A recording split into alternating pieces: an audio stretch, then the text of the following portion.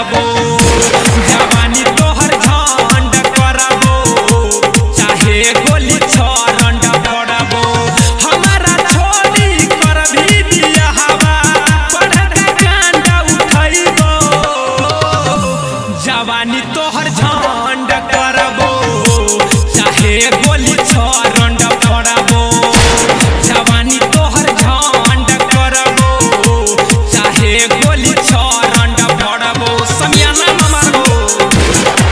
चाहे गोली छरंड पड़बो जवानी तोहर झंड करबो रिसीव रिकॉर्डिंग स्टूडियो किशन गोली छरंड पड़बो भरल जवानी में लगहिबो आगी आबे न देबो दोसर के बराती आबे न देबो दोसर के बराती भरल जवानी में लगहिबो आगी आबे न देबो दोसर के बराती हमारा ऊपर कियो जे बोलतौ ओकर नहीं छोड़बो जवानी तोहर झंड करबो चाहे गोली छरंड पड़बो जवानी तोहर झंड करबो चाहे गोली छरंड पड़बो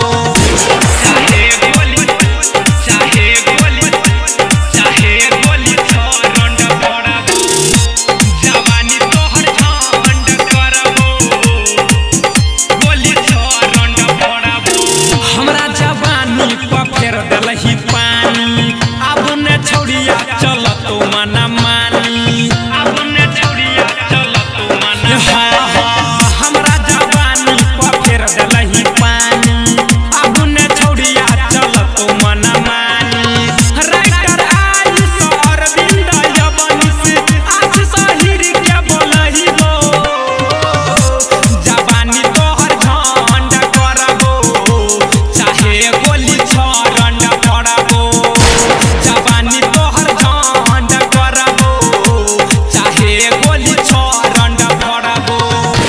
जवानी तोहर झंड करबो चाहे गोली छरंड पड़बो जवानी तोहर झंड करबो चाहे गोली छरंड पड़बो हमारा छोड़ी कर भी दिया हवा पढ़ के कांड उठैबो जवानी तोहर झंड करबो चाहे गोली